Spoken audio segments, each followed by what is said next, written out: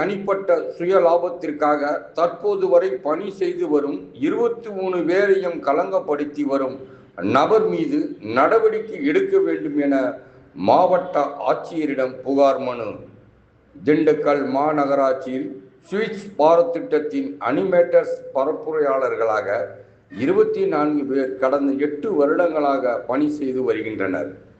கடந்த 10 மாதத்துக்கு முன்பு பணியில் சேர்ந்த நதியா என்பவருக்கு ஒப்பந்த நிறுவனத்திற்கும் இடையே ஏற்பட்ட கருத்து மோதலின் காரணமாக தற்போது வரை கடந்த 8 வருடங்களாக எந்த ஒரு இடையூறு இல்லாமல் தற்போது வரை பணி செய்து வரும் எங்களை களங்கப்படுத்தி மாவட்ட ஆட்சியரிடம் தன்னுடைய தனிப்பட்ட பிரச்சனைக்காக எங்களையும் சேர்த்து அசிங்கப்படுத்தி மாவட்ட ஆட்சியரிடம் புகார் மனு வழங்கியுள்ளார்கள். எங்களுக்கு அவர் கொடுக்கும் புகாருக்கும் எந்த ஒரு சம்பந்தமும் கிடையாது. எங்களை களங்கப்படுத்தும் விதமாக புகார் மனு வழங்கிய நதியா மீது நடவடிக்கை எடுக்க வேண்டும் என கூறி மாவட்ட ஆட்சியரிடம் 23 நபர்களும் ஒன்றிணைந்து புகார் வழங்கியுள்ளனர்.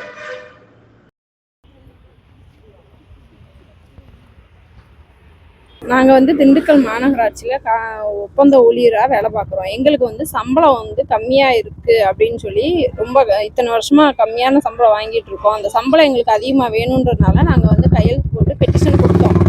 அந்த பெட்டிஷனை பயன்படுத்தி எல்லாமே பேசி முடிவு பண்ணி இது எங்களுக்கு எல்லா விளக்கமும் கொடுத்தாங்க. எங்கள் சம்பளத்தில் பிஎஃப், இஎஸ்ஐ, அவங்க கான்ட்ராக்ட்காரவங்களோட செலவு தொகை எல்லாமே அதில் தான் உள்ளடங்குன்னு சொல்லி எங்களுக்கு அவங்க விளக்கமும் கொடுத்துட்டாங்க.